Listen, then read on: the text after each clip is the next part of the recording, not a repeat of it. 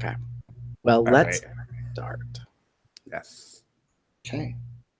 10, 10, 10 across the board.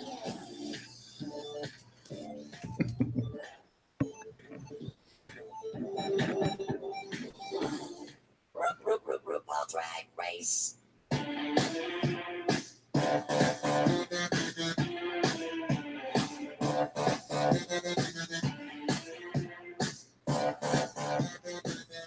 Yay. Hey, kitty girls, it's May 28th, 2018. Welcome to Cubs Out Loud Drag Race T-Time, Season 10, Episode number 10. We're doing it again because, you know, they keep putting out this fucking show every week.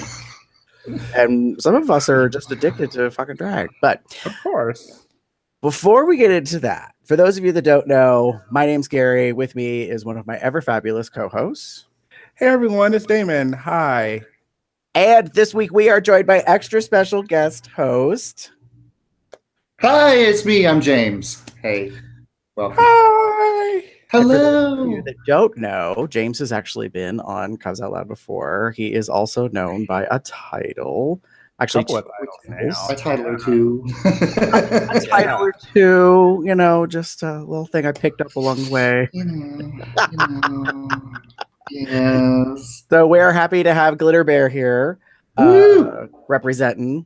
And you just actually got back from Chicago. Chicago. One of the seats. Yes. Bitch, he's from Yes. Chicago. Yes. James, you was in C-Town for IML. Good. While it's a leather-based event, I got this question. Was there any drag to be seen? And I don't mean leather drag. No, I didn't see any. Okay. So I But do there know is. there was some. Oh, okay. Like the at the spit shine party for Boot Blacks. Our Yes. lovely Karen for Cox and I believe Monica Moret were the hosts of that. And the only reason I know this is because someone live streamed the questions. Yes. I saw that they were them because they had some issues with the microphone, and it would so. Anyway, Yeah, heard all about that. But I didn't get to go to that party, so I didn't see them. So I didn't see the drag. there you That's go. okay. But I missed it. I saw lots of other things, though. The drag. I was going to say, I'm sure you had a very busy and eventful weekend. Lots of very nice times, yes. So that said, since you were in Chicago, as were a great number of people, did you get to see Drag Race while you were in Chicago? Or did you have to postpone until the festivities were over? I actually did not leave for Chicago until Friday, so I got to watch it before I left. Oh, Look at you and your priorities. Yes. You were like, Men in Leather in C-Town or Drag Race. Drag Race. It's okay. Drag Race. I know we have some people who are part of the entourage for Drag Race for Comes Out Loud, and other guests who went to IML, and they were like, they were trying to live stream it. Q, God bless him, he tried to get into Roscoe's to see the show with Monet there, and there was a line outside the building. His Uber took like 3 fucking hours or some shit to get through Chicago traffic. He was having all these issues. Oh, yeah. Yeah, Mhm. so, but he got it done. Yeah, it Yay. was. All right. Yeah, it was fun. But that being said, let's talk about episode 10. Get right into it, all right? Yes. Put the bass in your wall.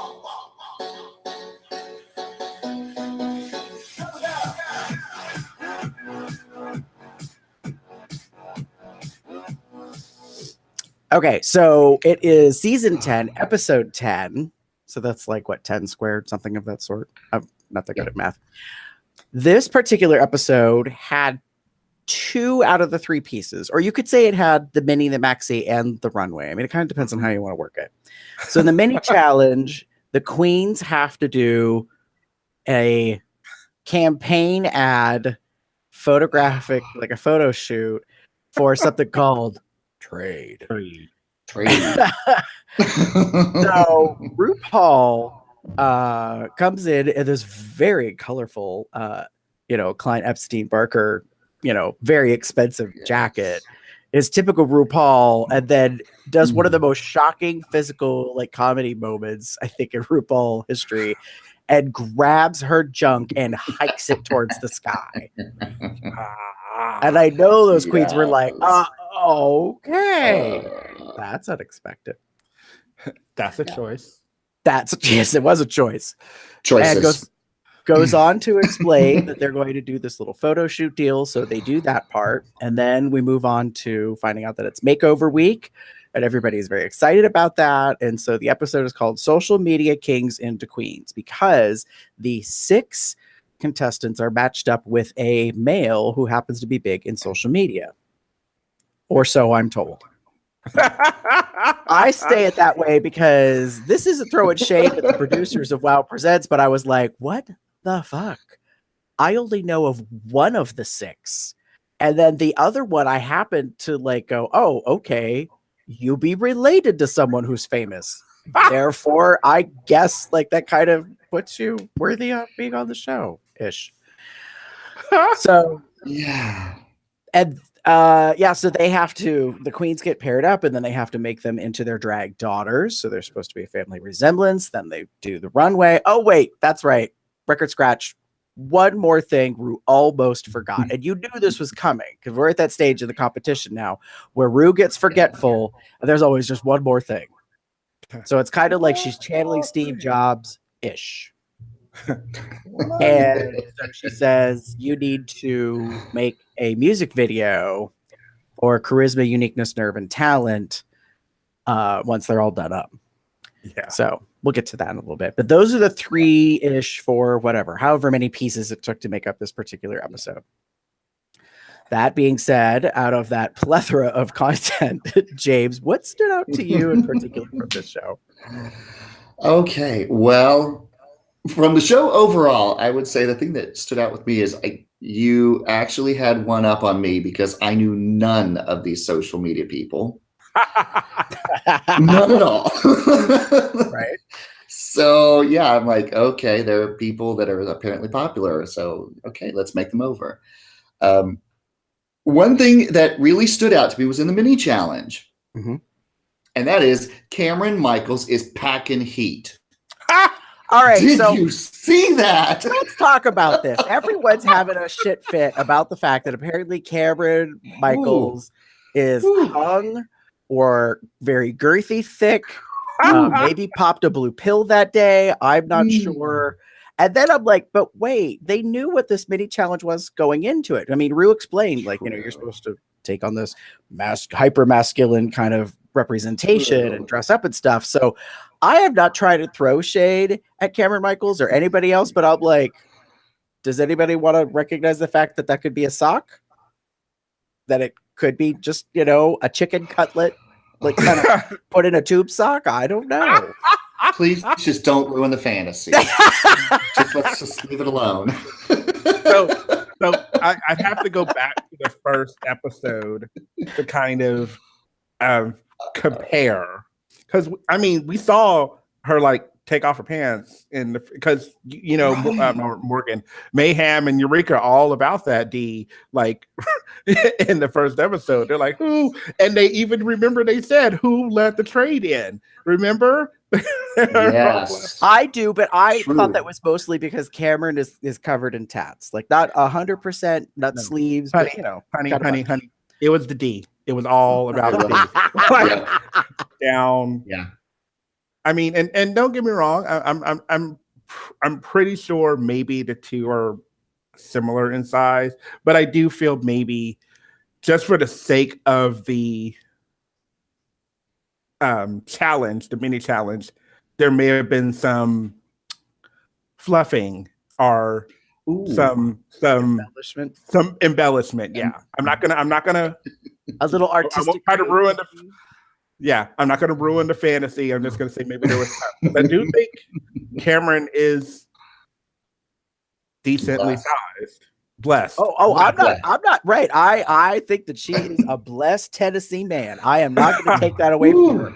She may very well have thought ahead and taken a little bit of a dark charcoal kind of blush or something and put a little shadow on that part of the jeans. I'm just saying they are illusionists. So That's true. I'm not taking this away. I'm just trying to give Cameron an out Very true. in case people decide to try to hook up, and whether it be other queens who want to kai or if it's actual Yeah.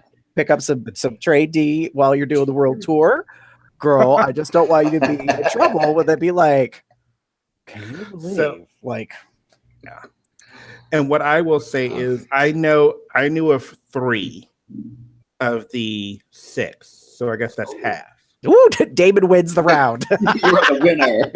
So I knew, obviously, I knew who Tyler Oakley was. I knew who Kingsley was only because I've seen him on other people that I follow or subscribe to on YouTube. So I kind of had him more in the realm. And I also knew who Frankie Grande was only because I watched the season of Big Brother that he was on. So I got to see all of that. All of that. Yeah. Because it is true. Frankie has a very loud personality, and it showed very much in this episode. Yes. I'm surprised there's not some whole bunch of stuff on the editing floor of just him just being that. Oh, I'm sure there is. Well, and that's the thing. So I knew who Tyler Oakley was because I watch Hannah Hart and Mamir Hart and Grace Helbig and these other YouTube celebrities, quote unquote, that are based all out in California. Tyler lives out there. Now, I'm going to say this because I don't know how true this is or not. I thought for years when I heard Tyler Oakley's name that he was part of the Oakley eyeglass empire.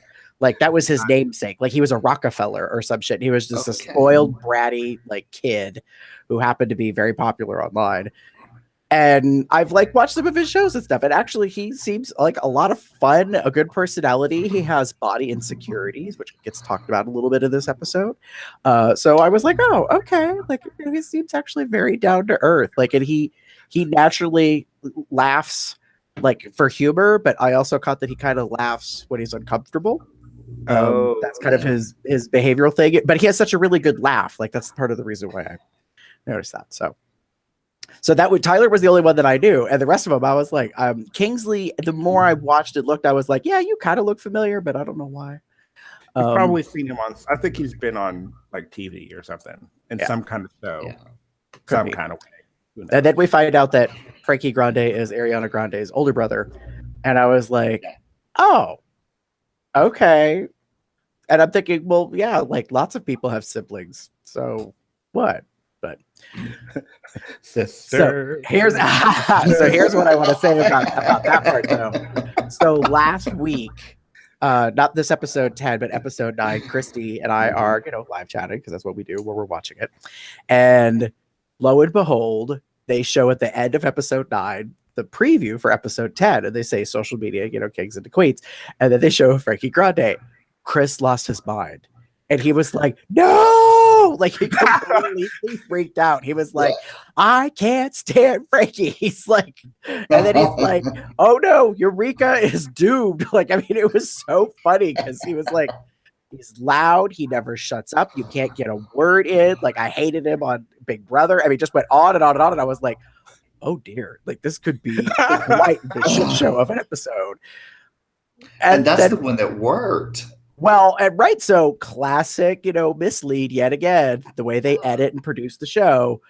You're thinking one thing, and then of all the twosomes, all the duos, that one's actually the one that kind of worked the best or the most in a way. Yeah. So I think the reason that worked is, believe it or not, I feel that Eureka, while she can be loud and take chargy and want to be the center of attention, and Frankie's kind of the same, when you put those two personalities together, one is gonna somehow circle the other. It's like two planets that suddenly find a bond. And that's what I feel like what happened with them, as opposed to everyone else thinking they're just gonna butt heads the whole time. No, Frankie wanted to be on the show, he mentioned in Untucked and everything else. He wanted to be on the show, and he was really wanting to be there. So I think he knew in order to succeed, he had to kind of take the back seat. Well, I also think Eureka knew that.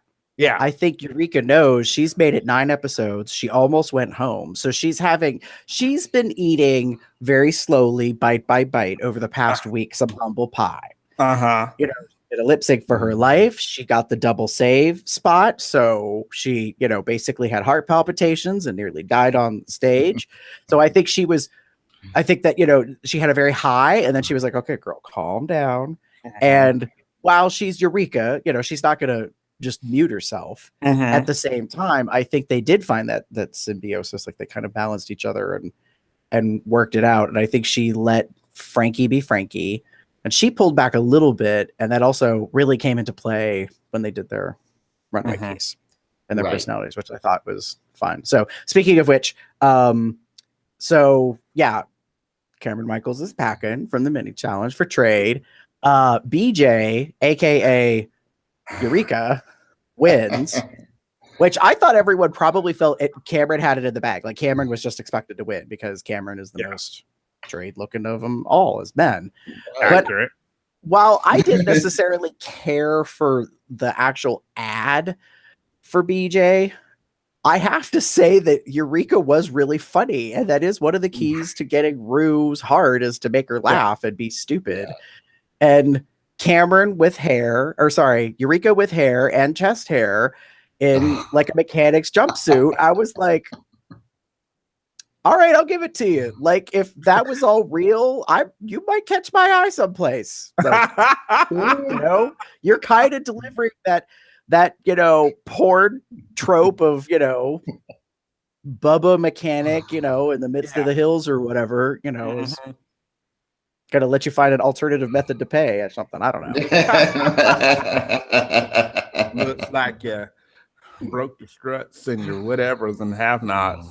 You're out here in the middle of nowhere. I guess we're gonna have to find some way for you to pay that bill down. Yeah. Unzip, porn music starts. Exactly. Which, of course, at some point, inappropriately, the line will come into the porn. Boy, you got a pretty mouth. So Eureka wins. Eureka's winning gives her the opportunity to assign the pairings, and she chooses Frankie, which everyone's like, Mayday, Mayday, girl, you in trouble. Like, why would you choose Frankie? But she assigns everybody else, and she is boldly open through the whole episode that she is out to sabotage the other girls. Like, she is intentionally trying to fuck with the other contestants to challenge them. What I find interesting is that in the edit, like going to commercial, they make it look like Rue doesn't like this idea from Eureka. Yet when you actually watch that moment in the workroom, Rue like commends her and like, yes, that's what you should be doing, which I find interesting. And I'm like, well, that's a little fuel fire stoking, like you should take every opportunity to as an advantage, and this is one of those times, and especially since we're so close, and she was so far, last episode to, so close to leaving. So by all means, like, there you go. Oh yeah. Even Aquaria came back and said it, like, in her confessional, and said, well, Ruth called me out for not being strategic. So I don't blame her at all for doing that. Yep. So even Aquaria, the one that was sabotaged, admits that it's a good idea. And Aquaria even said, I'm not worried about it. Like, I do great face, and I've done great face on other people. So bring it on. Like, and that was the part I think that diffused this whole issue, this bitchiness about Eureka gamesmanship. I think everyone just kind of shut up about it. Like, because Aquaria said to camera, she's like, I don't I'm fine with it, whatever. And it ain't a big deal. And when it is kind of a big deal, which we'll get to later, maybe is in Untucked, because she's not present when Eureka talks about that. I thought that was very interesting.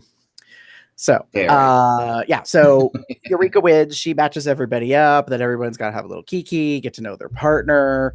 Asia and her partner really hit it off. I found this part of it quite hysterical because Eureka's social media king wants her jacket. And right. I was like, I'm sure Asia is like, yeah, let me just whip up another one like in the next 3 hours. Yeah.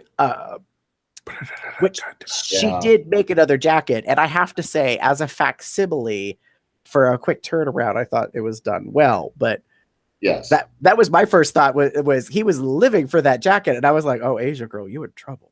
Like, Yes. you've got a little You diva can't- on your hands. Because no offense, you can't really match that with like a gown. You can't like go, No. I'm going to wear this jacket. I'm going to wear a full length. No, you can't. No, there's not really much you can do without making another jacket. So, Well, or like because it's only a jacket, you'd have to make a bottom half look the Yeah. same as the other top. You know what I mean? Like you'd have to make them look like strategic Mhm. opposite bookends or something. And I think they went a good way. So yeah, we have makeovers and then they have to do the music video. James, was there anything in particular that stood out to you, like about the makeovers and the music video?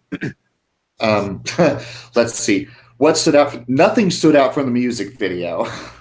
I just thought it was kind of like, eh. From the makeovers,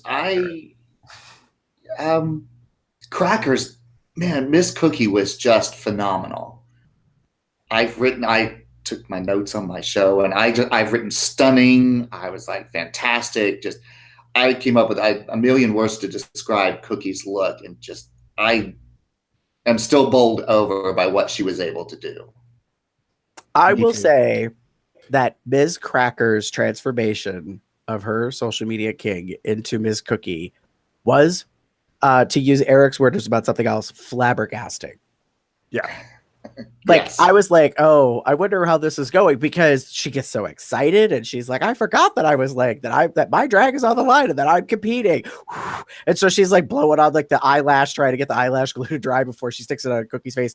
Like, and then they do the reveal, which I'm wondering how many times they shot that. Like, because it has been said a couple of times over the years that sometimes they ask them to repeat things. It has been documented, quote unquote, or said online several times that the most infamous Sharon Needles Fifi O'Hara fight was actually manufactured. It wasn't even real to begin with. Really? Oh yeah, there's been a lot of stuff that's been talked about how like sometimes there's just stuff done for the cameras as opposed to really, really, really something. Well, So- it's reality TV. So there you go. True. Right. So we do the 180 reveal, which I found very interesting because the part of me is like the reaction seems so natural.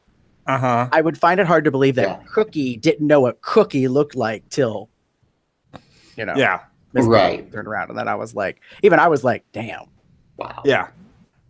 The makeup, the look was astounding from A to Z. Like it was just so like and not only that, there was a almost instant sort of change in the mannerisms and behavior and mentality. Almost. Cookie went like full on like I could see her doing shows. Like I'm like Yeah. like, she was like, oh, and then when they were doing the runway and all, yeah, like she had fun, and I think that's the heart of this challenge that I love so much. Sometimes is that it's a matter of having the queen become so like, or having the transformation become so amazingly different that it makes it. We have Spearmint from last season. It's those things that just make you like, wow, flabbergasted, and you're just like, okay, well, go ahead and do you. Well, and like so Ginger Tea Time said in the live chat just now, I did think that Cracker looked like Golem from Lord of the Rings when she revealed Cookie to Cookie. Because Cracker wasn't done up yet. Like she was a little done up. Like she had her base face on, but she wasn't completely transformed. So I will say that yes, Cookie actually looked better than Cracker. Mm-hmm. Yeah, she did. It's a little embarrassing, I think. There was something Miss Cracker had said though really stuck with me because I just thought it was awkward and funny when they were getting to know each other, and he talks about, oh yeah, my ex-girlfriend liked to watch the show, and oh, you're a heterosexual. Like, Dun, dun. like straight was just too much. You had to get all those syllables in there, and like Like, really, girl, really? Well, I think Cracker is a well-educated white woman, Jewish white woman at that. So I think she can't help herself. I think it's natural in all of us to speak the way we speak based on our education, our upbringing, all of that kind of stuff. So it didn't surprise me that she did that, because it was such the zing. It was the perfect delivery of, well, you're in a safe space. Like we accept you here. I mean, just basically dishing back things that have been said to gay people in that moment. Yeah, I thought it was great. And also, like Philip says in the live chat, and he was so into being Cookie when the drag was done. Yeah. So of all the people that get redone, like I think Cookie and Shortchange were the most enthusiastic, about the fun of dressing up. I think Frankie was trying really hard to deliver like a characterization. So it felt more like he was acting as Eureka as opposed to just having fun. And that's not really meant to be shady. It was just I want to make a clarification. Like, I'm not disregarding what Frankie Grande did, but I was like, and yeah, who knew that Miss Cookie was going to be so quippy on the runway for critiques? Right. Like, that's what helped sell that, I think, a little bit. And that's where I thought it was good that later Cracker was like, I think you are the first makeover drag queen in history to have actually won the challenge. As in, I didn't win the challenge, girl. You won the challenge. And probably she did a little bit. Yeah. It's just, I'm looking at some of the pictures and I'm just like, this is very just amazing. I'm loving what they did to her, what he did, because it just all works so well. Well, and one of my favorite parts is, so they end up, spoiler alert, so Ms. Cracker wins and Miss Cookie wins. So Ms. Cracker gets $2,000 gift card from a latex company, and Ms. Cookie gets a $2,000 gift card from, Epstein Parker for, the suit deal. And then Rue puts in this lovely dig and says, but you two could get in touch with each other if you want to trade.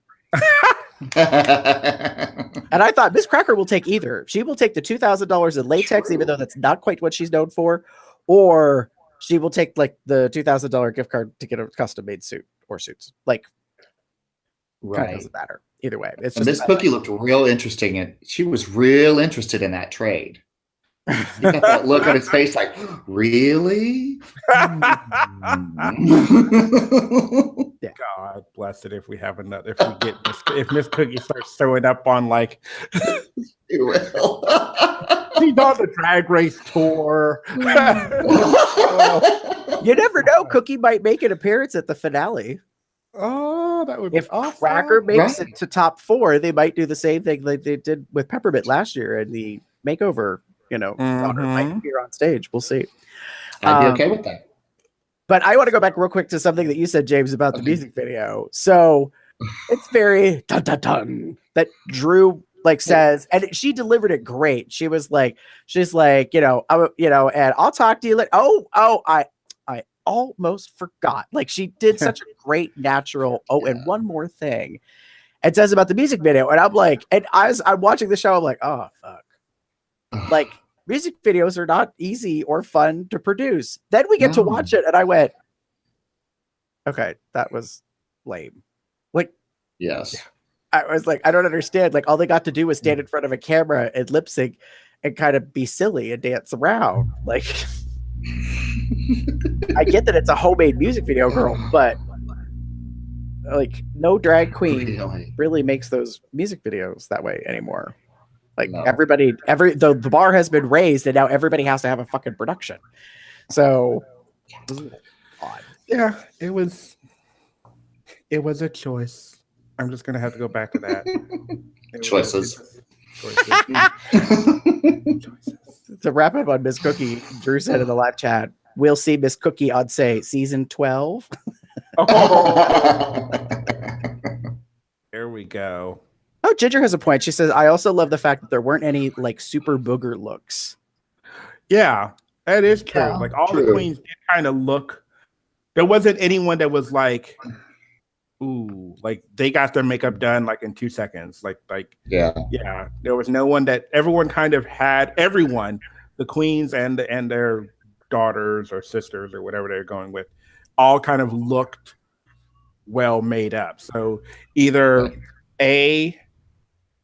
the queens have learned from previous challenges and learned how to be really quick, or B, the production decided to give them a little bit more time than they usually do, just for the sake of, whatever. Yeah. So we'll see. Yeah. All right. Damon or James, anything else about the makeovers that you wanted to comment on before we move on? Oh, what did I have? I have lots of things. I really did like Eureka and Euphorika. I thought they had a really good. If we're going for that family drag resemblance, I thought they and Cookie and Cracker just had it. I disagreed with the judges when they talked about from Asia and Monet. And so Monet didn't have any resemblance at all. And Asia, they said, oh, and it's all there. And I thought, I am completely opposite on that. I didn't see resemblance at all with Asia and America. But then I looked at Monet and Shortchange and I thought, well, I can see it. I can totally see this. Yeah. So I kind of disagree with Michelle Visage at all. Yeah.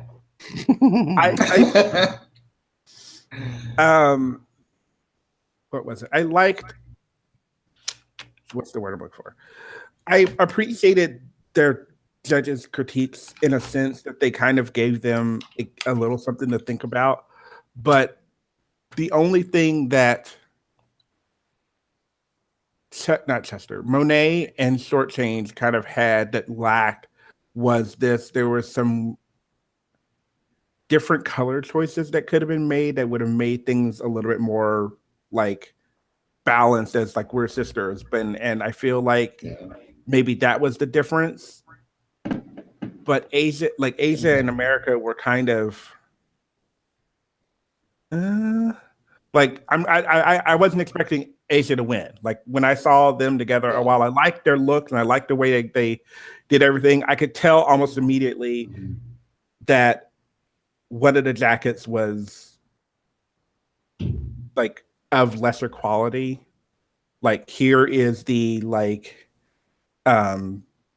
Rodeo Drive version, and here is the online Wish bought jacket version of it, Yeah. Okay, maybe it's not that far, but you know what I mean. Like there was a clear difference, and I think I would have liked just some similarities in some of the ways that they looked.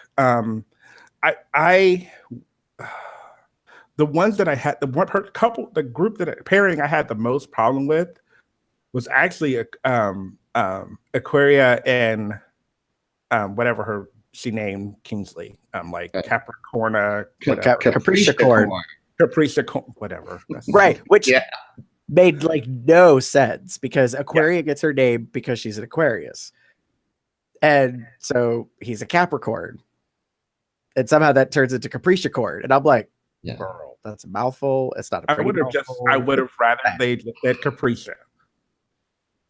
If they just kept it Capricia, I would have been okay. I get it. Not really, but I get it. You know.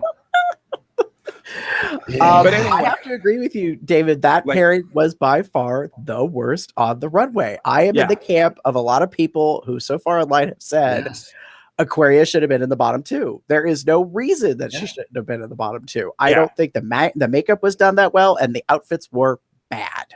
Yep. Yes. Totally agree. It was Queen of Hearts and the janitor. I didn't even get Queen of Hearts. I was like, girl, you're reaching.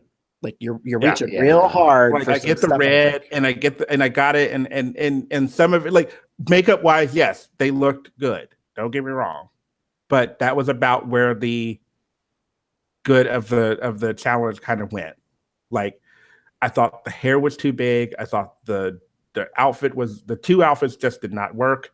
It worked well for Aquaria. I liked the big volume of the red whatever she was wearing.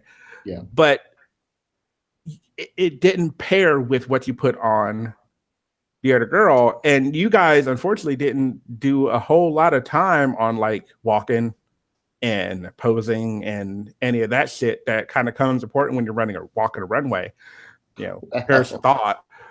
Because it just like it looked like it of the queen of the social kings that were transformed, she was the one to me that looked like the most uncomfortable.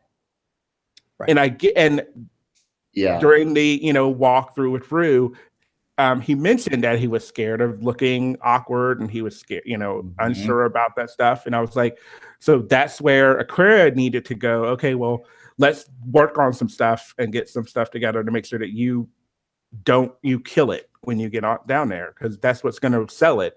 That always is what's going to sell it, is if you have that confidence behind whatever you do. And even if you falter, there's still a bit of like confidence to back you up.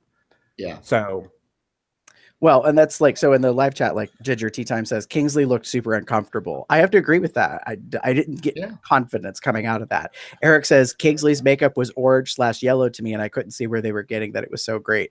I'm glad somebody else said it, because that was in my mind when I'm watching the episode live. I was like, oh no, Coco, you can't come back. Like we can't do this nacho cheese orange shit again. Like, no.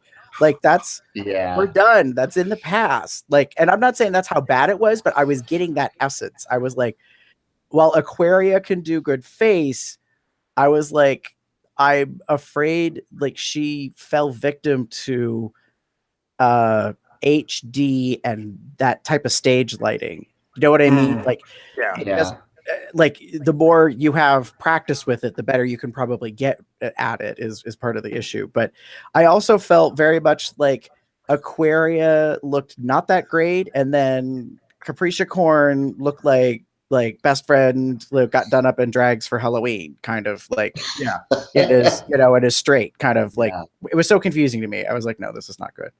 Yes. I love how Drew says Aquaria got the wrong memo. It worked for the color coordination challenge, not the family resemblance challenge. Ooh. Yes. I was like, yeah, that's kind of a thing. So in regards to Cameron and Anthony being mashed up together, I think that's who it was. Cameron's daughter Kelly was just way too manly. Yeah. Like the face was pretty good. The hair was okay. I don't have a problem with the judges critiquing Cameron about that it was too polar opposite. Like, yeah, they were disco like queens, but they were more sisters than mother-daughter. And obviously Cameron's outfit looks better than Kelly's does, because Cameron came with that outfit most likely. So she had to try to whip up something out of gold lame that kind of looked like what she had. And I just felt bad because Cameron's daughter was the most masculine of the bunch, like kind of clotted on the hall, like on the runway that way. And then when you get to the back, like was not graceful. Like I was just like, like, and that stuff kind of matters at this stage in the game because there's only 6. So like if they had done this back when there were 12 queens, which would have been a super fucking long episode. Like, it would have blended into the crowd more if there was a bunch of bad ones like that were not, quite as feminine per se. Yeah. So, Ginger Tea Time. I keep getting the feeling that Aquaria was homeschooled, like she has no social skill. Yikes. I believe that. Well, there's that thing. Queen.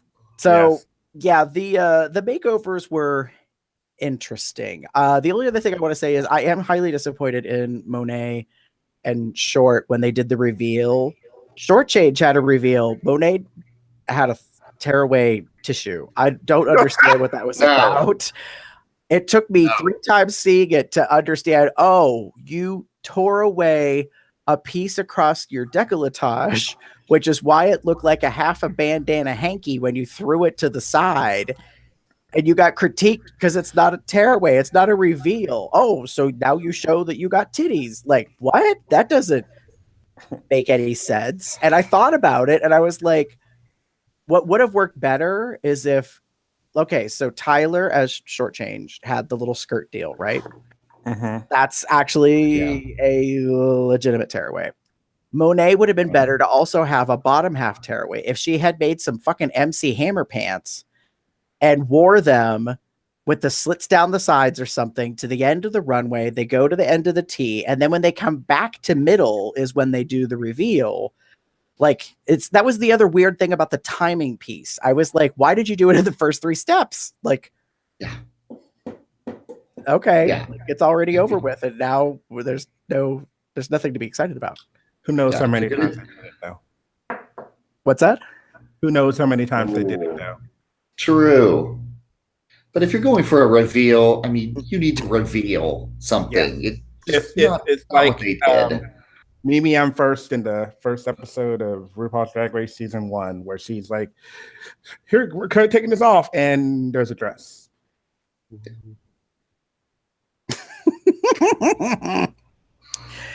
Yeah, unfortunately, the bar keeps getting raised, and like old tricks aren't tricks anymore. Like they just kind of become standard. Like that's the whole thing about this show. Like any queen that goes to get on to like season 11 and season 12 and all the rest of it, for however long it goes, girl, not only do you have to know how to sew and sing and dance and lip sync, you better be able to shablam, you better be able to death drop, you better be able to splat that pussy on the runway, because that is the thing now. That is part of it. And if Shangela has taught us anything, apparently props and being stunt queen and like distracting with a visual is like the next thing that's also coming. And I'm like, I miss Latrice Royale standing in one place singing a song. And just like, you know, telling the fuck out of that song. So, that being said, are we ready to move on to talking about Untucked? Sure.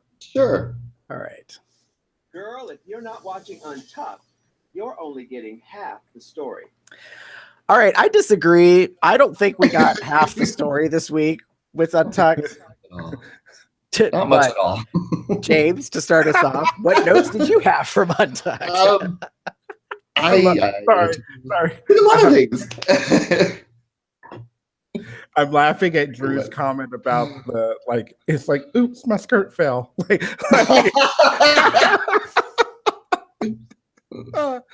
Sorry. Go ahead, James. All right. It be too much. Well, I got something from the very first, like the very beginning of Untucked, and it was Aquaria talking about how, well, I don't care if the judges didn't see it. I had a story to my outfit, and if they didn't see it, that's too bad. And it's been said before on the show, like, girl, if you got to tell us, if you have to explain it, it's not working. And I think those outfits did not work. No lies detected. That is my that is the biggest thing that I've had this whole season, is when you have to tell a story. Yeah. You've now ruined whatever you're trying to pull off. Your look. Right. It's a look. I see it with my eyes. You do. I have to know in that visual moment when I'm seeing what you're trying to pull off. And if I don't, then I don't. Simple as that. Exactly true. Other things that I pulled, one thing I did pull out of it is Monet kind of accepted leaving. She seemed to know, kind of had that feeling, I guess, that it might have been her time. And she kind of gave that feeling of, I'm at peace with it and I'm cool. But, who could be? So one of the things she had going for her, one of the things that she kept saying was that this was her third. If she goes into the bottom, it'll be her third time, and she doesn't feel like it'll be enough. Like, and that is pretty true. When it's the regular show, like 3 times is usually kind of like the that's it, because it's really hard to save someone that many times. But not saying it hasn't happened. I don't know if it has. I'd have to go through my years and look for it. But I don't think it's happened where a queen has gone 3 times and still saved themselves, unless someone is quick on the trigger on that. But it is a resigning kind of feeling when you know that, if you go to the bottom, that, okay, I'm good. I think I've, done my part. I've done what I need to do. And then I'm ready. Not saying she's ready to go. No one ever wants to go, but Yeah. to kind of own and accept that possibility is quite humbling in a sense. Yeah. I think that also showed in the actual lip sync. So Cameron and Monet go head to head. And when I watched it again today, the thing I noticed was that Cameron seemed to be on point. Monet was lip syncing, but it just wasn't at the exact same level. I think if it had been like another 10% and not seeming like she was a little tired, it would have been harder to pick someone. And I don't know if they would have done a double save again, but Yeah. it was sort of not a surprise, like when Cameron ends up staying and Moni leaves. As the one meme says online, which kind of cracked me up, Monet broke a light bulb. Bruce said, "You got to go and pay for that light bulb." Because for those that don't know, back when they had the roller skating runway, and Robbie Turner jumped off the end, which by the way was planned and rehearsed. The edge of her roller skate caught and clipped a light bulb, and Robbie Turner made a joke, and so did Rue, about how she got to pay for the replacement. So now that's a thing. Like, anybody that breaks a light bulb on the runway's got to pay for it. So that kind of cracked me up. The moment it happened, I was like, "Oh, I think she broke a bulb. Like, she's probably gonna go home." Like, and then she did. And when I saw the meme, I was like, "Yeah, leave it to us. We're assholes like that." So for Untucked, for me, there wasn't really anything that stood out except the weird thing that happened that wasn't explained, which is everybody kiki haha, like everybody's getting along, and Asia points out, she's like, "Thank God, 6 brand new people to talk to." Like, like, that's why everyone was so chatty in the workroom and so high energy and engaged, because they were like, they weren't feeling the fatigue of this existence where it was only them to the very end kind of thing. Like, they got new people, they got new blood, they got new personalities. Maybe they liked what they saw. I don't know. So they got all excited about it. And so, like, that's going on a little bit. And Untucked, and then all of a sudden the one producer guy comes in and he's like, "All right, all the social media kings have to leave." Yeah. Okay. And then they leave. And they're gone for a while, and then they come back, but we don't know what happened when they left. Like, he made it seem like there was a purpose that they were leaving, and I was like, okay, so we're gonna get to see what they're doing. Nope. Never saw what they went to. That was the other thing. I was like, what the fuck? What? Like, why? Okay, I mean, I know that they have to, like, eventually split, but, like, why send them off somewhere for whatever reason and then have them come back? And then, like if they had split off from the runway, like they left the runway and like, okay, we need the social media queens to go off and do this thing over here so you guys can blah, blah, blah, blah, blah. And then we brought them back, and then they stayed until the queens have to go back on stage. That would have made more sense for me. But this whole, like, leaving and coming back, no. Not featuring that. No. My guess was they did a photo shoot. And I thought, well, that's the only explanation of why they'd have to leave or something like that. Well, I think that may be true, James, that there was a actual reason that they left. We just don't know what it is, like that they actually did something off camera. But more importantly, I think they wanted to be able to get tape of the queens talking without their drag daughters there. Yeah. So Ginger, thank you, Ginger T-Time. She's reminding me of someone, Nina Brown, I believe, had fallen into the bottom like 3 or 4 times before getting eliminated. Mm-hmm. True. I have to look that up now. Eric says, and the couch got super silent. It was like the influencers left with everyone's voices. True. Drew says, I thought they were going to show us fielding questions about their experience. In other words, they were going to probably do confessionals to camera, or as a group have a big discussion about what it's like to be first time up in drags. But yeah, that kind of didn't happen. So I didn't think there was any like big moment out of Untucked, except for I call it manufactured drama. of them asking about why Kingsley was put with Aquaria, and Aquaria thinks she's in the bottom and she's gonna have to lip sync. So she's stretching, she has her iPod, with the earbuds in, she's nowhere nearby. And Eureka's like, no, I'll own it. Like, I, purposefully set up to sabotage and stuff.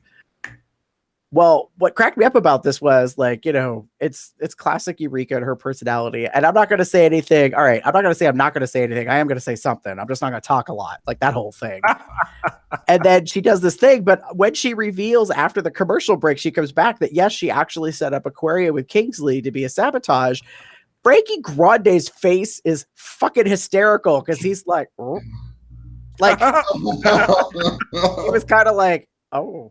My drag mother's a bitch. Like, it was really funny. I was like, even Frankie's kind of like, well, that was kind of an asshole move. Like, I thought that was kind of comical. But that was really the only big thing. Like, there's the dramatic tension moment is that Aquaria is across the area. She can't hear shit about the conversation because she's busy stretching, thinking she's going home. Okay. So, okay.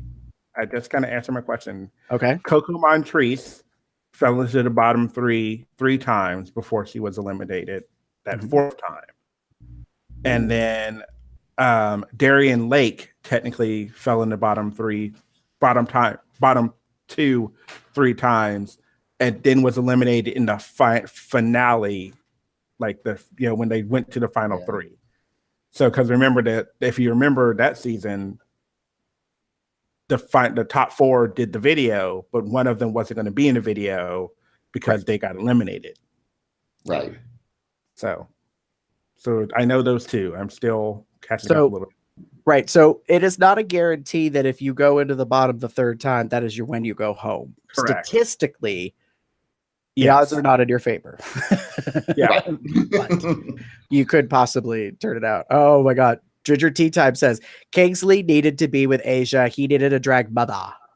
Yes. Yeah. I thought that was an interesting discussion and Untucked about how Kingsley thought, and they said, the 3 of them before, like, walking out of being assigned, Kingsley said he hoped that he was with a person of color as a drag mother, and that didn't happen. And I was like, oh, very interesting. It's one of those things where he was hoping that there was a queen of color there.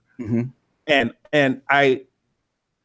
while that sounds kind of shady, it's not really, because no offense, like, you don't know what makeup everyone has, and you probably want someone that has a somewhat similar skin tone to you, at least for foundations, because the foundation is what is you put all the makeup on.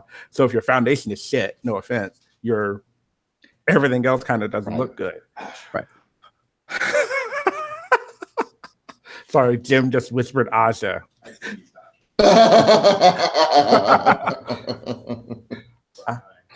True.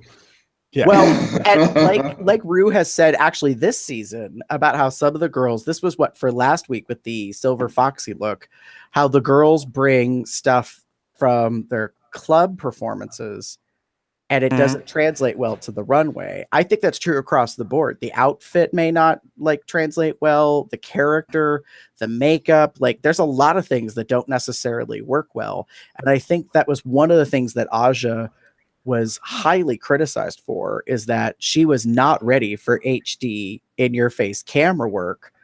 And, she really got put through the ringer about her face and her acne scarring. And she admitted after the fact that she, made some coin, spent some coin, had some stuff done and, worked at being better about her makeup. And so, she doesn't quite have, the same face, so to speak, as she did in her season, which I thought was very interesting. But it is a point that, you do one thing and you're not necessarily sure how it's going to translate. I think Aquaria borrowed makeup either from the show or from another queen. I doubt very highly she had that base and some of that of her own. Yeah. Or, again, they probably have, obviously, because Anastasia gives makeup every year, so they probably have some kind of makeup somewhere. I doubt they're telling the queens, we're putting you in, you're using your own makeup to do all these other girls. No, I highly doubt that. So, But again, it's just one of those ones that it caught me by, like, I recognize that potential feeling because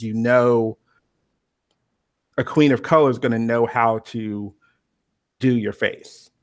Right. And I think while Aquaria was very confident, I really wish we had seen whether or not Aquaria had the knowledge of doing makeup for, giving face to a person of color, or if she actually went to some of the girls and asked them, like, what do you think I should use?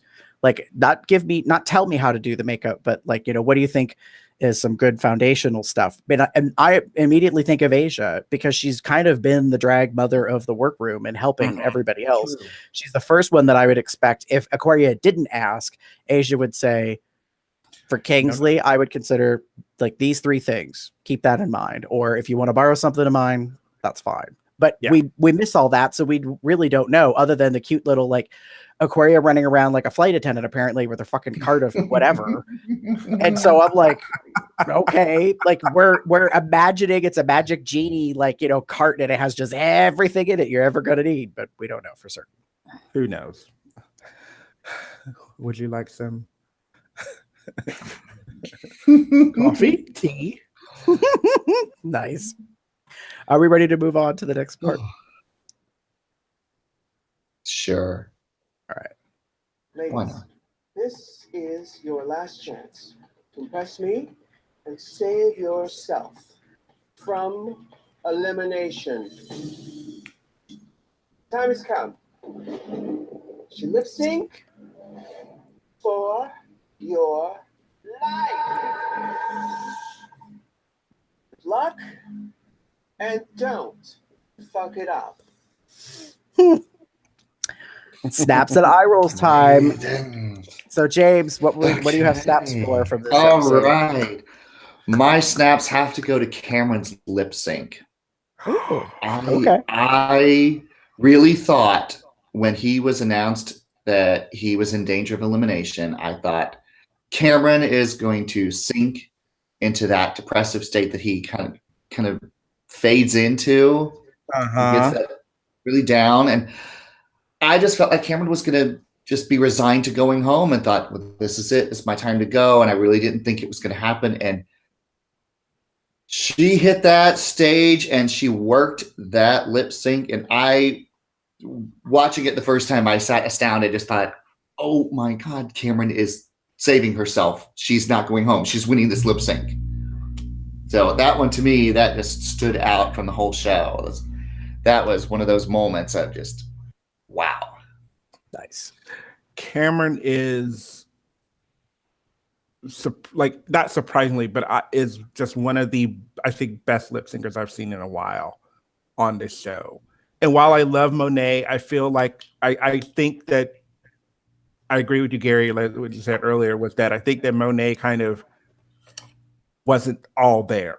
Like, this is her 3rd time. Maybe she was tired. Who knows? Whatever. But it just, while I enjoyed the lip sync overall, I felt like Cameron just like knew what she was doing. I feel like she goes every week and practices these songs, or she knows them already, or she takes the time every night to go through every single fucking song that they've got on the little iPod, and she lip syncs them, and she thinks about them, and she goes through what she wants to do with them. And then when if she ever falls into the bottom, she already knows what she's going to do. And that, I think, works in her favor, only because whenever she commits to something, it shows. And her choices are there. Like, it's never just like fly by the seat of the pants kind of, lip sync. It's very, very controlled and contained, but still stunning. Well, and like some of the people are saying in the live chat, like Cameron is a hell of a performer. Check out her Instagram and watch her show. She's just stellar. That's the thing I've heard, that online, like if you see anything of Cameron, like she really delivers. I was watching her in this lip sync. I agree with you, Damon. I think she prepares ahead of time. Like, as soon as she knows what the song is, like she's listening and she's paying attention to the words. And then, as Ginger Tea Time pointed out, hair flip check my nails. Like that happened so many times in that song. It is impossible to not basically do what Cameron did. And yet Monet kind of didn't do that, which surprised me because there is something to say for rote drag. Like it could be boring if you just do the same damn thing 12,000 times in a number because that's what the words are. But at the same time, it shows that you know the song. And if you're crisp and clean in your execution, people can't clock you for being boring. Yeah. So it's almost choreographed as opposed to just like, oh, it's the words in the song. There's always a, to me, there's a difference in that. Right. David, did you have anything in particular you wanted to give snaps for as recognition? Actually, this lip sync was pretty much it. Like for me, I'll give snaps to Eureka and Eureka's looks. Like while it's 90s, pageant, drag queen, whatever that they kept going on Oh about. my god, that drama! What the fuck ever? I was kind of like it made, to me, they looked the most like sisters or daughter, mother daughter kind of thing, and their story went really well. I liked that. I loved what they did and put on the runway because it all worked.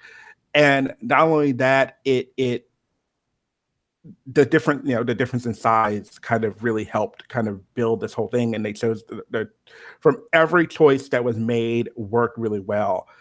And when they were getting it was Cracker who was getting on about like, well, the bun is so big and her face looks so small. And I'm like going, I don't see what you're seeing. Maybe that's just me, but I saw the same look on two different size people work well, given what they're, challenged. I saw a little bit of what Cracker was critiquing, which is you have Eureka and then you've got like the mini-me version of Eureka, and things just proportionally were not right on. And then in Untucked is when I could really see Frankie's face, and I was like, "Ooh, girl, that's really harsh."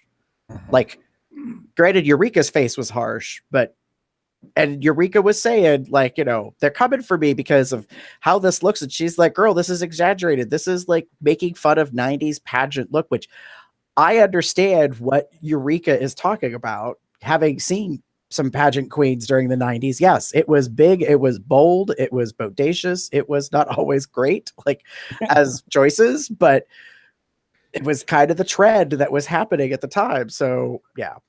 For me, I'm probably gonna have to give snaps to Cracker for pulling out the surprise of the season. Not only did she win the challenge, congratulations, Cracker, you finally fucking won. Yes. Took you 10 episodes. But also, I understand where people were critiquing her for her floral wreath. Like, all I kept seeing online is people bitching about how it reminded them of her name just went out of my head. Violet Chachki's Hello Kitty thing. Yeah. And I was like, I don't know. But it does. It does a little bit, but I was like, I just think it was too much of her trying to go for the joke factor. So she did good that she made Cookie look better than her. Like, that's what I think played to her favor. I think if they had swapped outfits and hair and all that, she probably would have got red for making Cookie look worse than her or something. That's just a gut feeling I have about what the judges would have said. So, but yeah, I don't know. James, eye rolls. Was there anything in particular that? Okay, so I'm going back to it. My eye rolls with all the girls ripping on Eureka's outfits. even after she explains, this is 90s prom dress, pageant queen. It's meant to be campy. It's meant to be silly. And they continued to, but it's still, we don't wear that. We don't. I'm like, she's already explained this. She already told you why it's that way. Let it go. And they just kept on through all of Untucked. They kept on it. Yeah. Just bugged me. Yeah. Over it. Done. Like, come on, queens. Like, let's come up with something new. Like, again, here we are with and while I could appreciate Eureka and the choice that she made and whatnot, I get it. You know, it was meant to be for the sake of the thing, and that's what they're going with. And yay, it worked. You know, to me, I felt it worked. But like, I don't think they're necessarily coming for you because you're still I think because you're a contender. Everyone at this point, at this stage, is a contender. We're now at top 5, so here we go. Like, the stakes are so much higher now that everything's going to get a very critical eye. Everything's going to get a very critical look at. And if this is all that they can knock you for, is like, oh, proportions weren't right, and this is like very old quaint like drag. I'm like, okay, well, yeah, well, I know. Like that was my big thing, is like Eureka's like, I know. That was what I was going for. And what else you got to say? Yeah. All right. Yeah. Damon, did you have anything in particular as an eye roll that stood out? Well, I hate to say my eye roll is for the whole like video curveball challenge thing that really wasn't there. Like I every season, every year they do something like this where it's like meant to be a curveball and meant to be a thing that they can't really, it's like, oh, well, I've got to do this on top of everything else. But it looked to me like it was almost an afterthought. Like, here we go. Because like, if you look at the video, they're already all made up. It's their looks that they're doing on the runway. So they probably literally did it right before they took to the runway. Mm-hmm. So it's like, there's nothing really urgent, quote unquote, about it. Like, the looks are already done. They already are made. The only change is like, now you probably have to get it done by 3 o'clock as opposed to 4 o'clock. You know what I mean? Like that to me was kind of like the thing that it just seemed kind of lame. Like, here you go. The the music video production seemed as much as an afterthought as Rue delivered it right before she went to walk out of the workroom. Oh, I almost forgot one more thing. Yeah, well, it looks like everybody kind of like forgot to put anything into it, other than we're just gonna put a shitty webcam like on a tripod in a corner of the untucked area or whatever that was. Actually, and they shot it. Actually, they shot some of it in the workroom. They shot some of it untucked. So I'm thinking they ran the whole thing at least twice. Yeah. With every pair, and then they just spliced it and cut it up to make it work somehow. But anyways, yeah. I really didn't have anything that was an eye roll. I mean, it is what it is. Yeah. All right. Ready for last call? Yes. Yeah. Gentlemen, start your engines and may the best woman win. All right, so it's last call. Any final impressions, thoughts on the episode? James. I thought it was pretty good. I enjoyed it. I liked the transformations of the social media influencers. I thought some of them were really good, like Euphrika and Miss Cookie. Those were the standouts to me. So I had a good time watching it.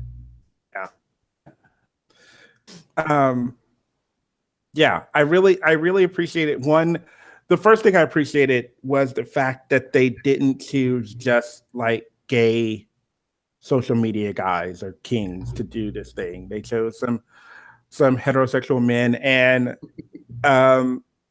one of those heterosexual men really did a great job. And no offense, I think could probably make it really well in a drag queen.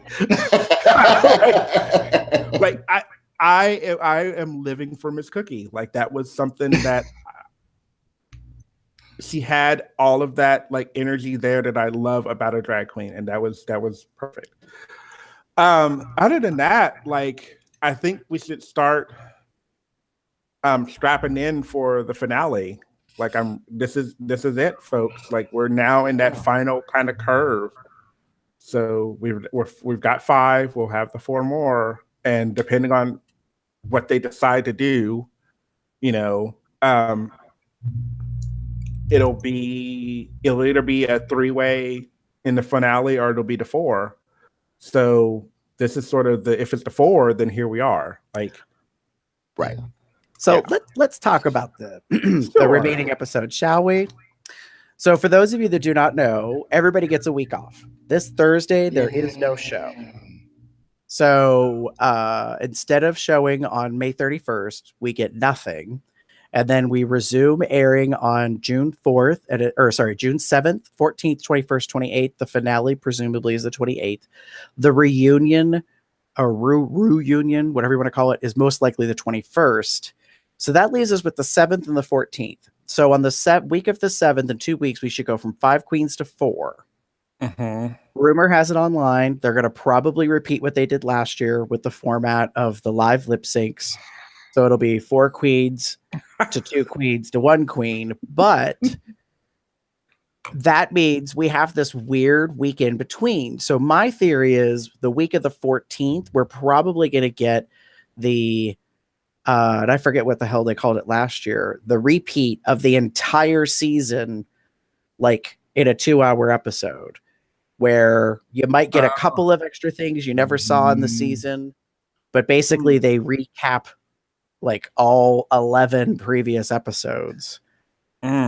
So that would be the week of the 14th, and then the reunion would be the 21st, and then the show's on the 28th. Rumor has it, which I still haven't found any online, if you bought a ticket to LA DragCon, or La DragCon, as some of them like to make fun of it, you were supposed to get an email on Monday, the 21st of May, a week ago, telling you how you could get first dibs or have access to buy tickets to the finale airing, which I believe is supposed to be Saturday the 9th of June.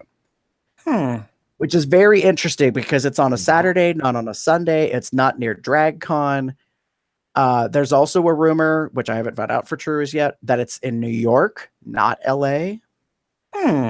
So there's a lot of like question marks as to what the hell's going on with this finale thing, but it's typically 2 weeks from when they record it to when they like do the big finale in the theater and the multiple endings until we actually see online like the end for the edit cut. So I don't know quite what's going to happen. The fact that we have 4 actual episodes on the docket listed like in the TV guide type stuff, I'm like, like does it eliminating from 5 to 4 become a 2-parter? Do we get that weird recap week? I don't know. Not so, but it makes sense to me if the show gets recorded on say the 9th or the 10th of June, as I'm looking at my calendar here. That makes sense because if the reunion airs on the 21st, the reunion is going to get shot when they get all the girls back together.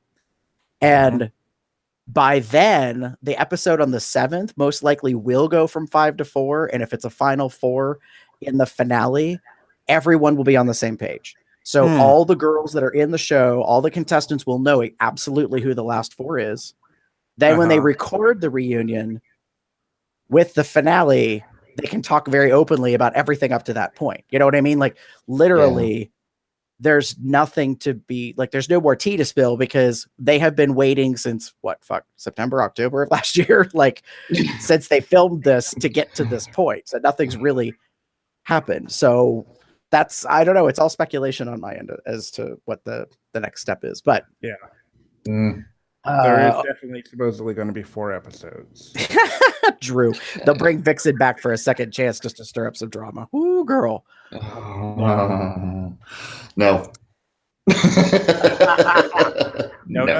You're not. Speaking of bringing people back, this isn't what's going to happen from my understanding, but I fully expect Miss Vanjie to make some type of a big splash in the finale.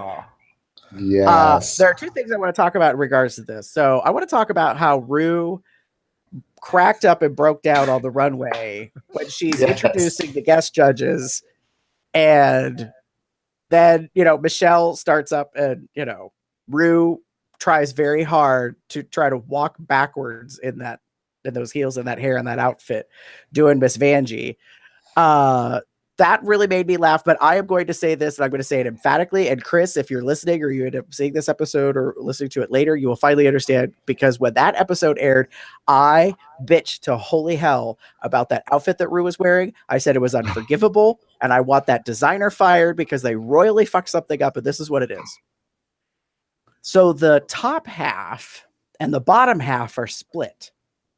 So there's a red side and there's a black side, right? Right. Okay. So the top bodice, of the area, the chest and all that is split red, black, and the bottom is split that. But she's wearing a corset of some sort, some type of panel piece across her torso. It is red the whole way across. It does not match straight through with black, or better yet, what should have been the designer purpose is to make the other half black on the red side. So Yes. it actually would have been red, red, red, like red diagonal, red, then the other diagonal red, and the same thing with the black. I thought it was the worst thing I'd ever seen. And I was like, who the fuck dressed her? Who allowed this to happen? Seriously? Who? Right. Season Who 9, did this? this drama about how Matthew, ended up getting mad, and there was this backstage fight, and a wig was thrown, and that's why he left. And then Raven had to come in, and Delta had to come in, and it was all the secrecy about the new makeup and hair girls and all this shit. And I'm like, we have moved beyond all of that, and it is very publicly well known that Delta Work and Raven are the two that are doing Rue now all the time. And I'm like, and yet some motherfucker let her walk out of that outfit. Yeah. No, unforgivable. I'm still mad about it, and I will be forever. Go back and look at the picture. It's like the dumbest thing ever. It should have been a non-matching color. It could have been all white for all I care, and I wouldn't have to bitch about it. But the fact that it matched the red and had no black in it, I was like, what's the matter with you people? What are you doing? Bad. I agree. It was horrid. Just wrong. Anyway, that's going to be my last call on this particular episode. I got that out of the system. So wrap up for closing. If you want to get in touch with us, if you want to tell me how wrong I am, not that I give a shit, you can reach out to us at our website, which is cubsoutloud.com. You can send us an email at cubsoutloud@gmail.com. You could leave us a voicemail message. We would love to listen to your sexy tones of your voice. You can call us at 361 COL Talk. That's COL. It's just 265, and Talk is 8255. So it's 361-265-8255. Social media outlets, kids. If you want to find us, you can go basically type in Cubs Out Loud anywhere. That's Instagram, Facebook, Tumblr, Twitter, Google+, YouTube, the whole shebang. If you would like to join the chitty chat and hold your comments until one of us puts hashtag open season in there, and then all hell breaks loose, you can join us on the Telegram platform.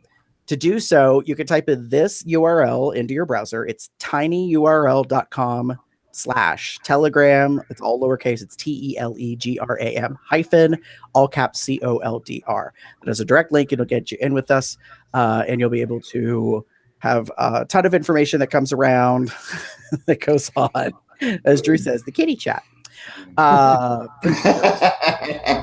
If you would like to support Cubs Out Loud overall, you can go to our merch store, go to zazzle.com/Cubs Out Loud. You can get different various items, such as the hat that I'm wearing, or as James has on, the Consent is My Foreplay shirt that he's wearing. So, yeah. Neither of us are wearing our drag race stuff, but, we'll get around to that.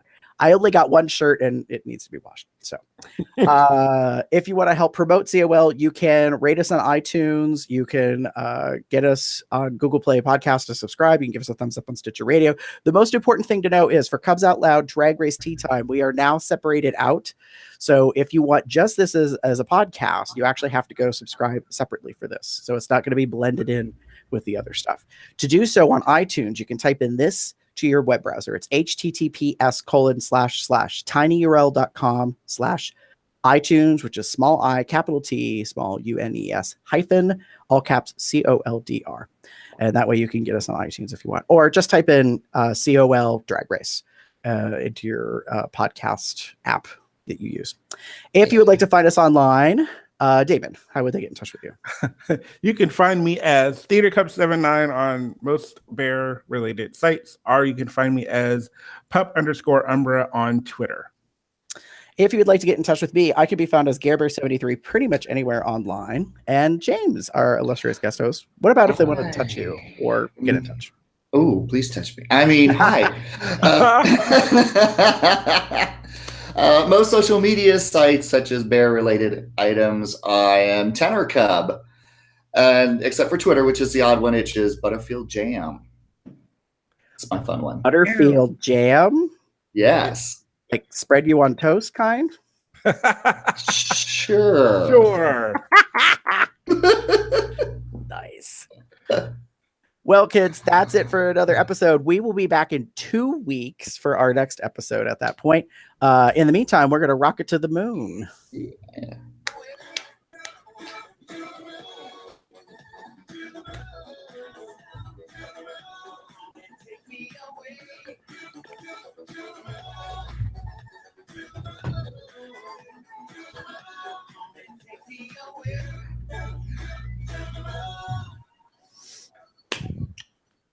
Good night, everybody.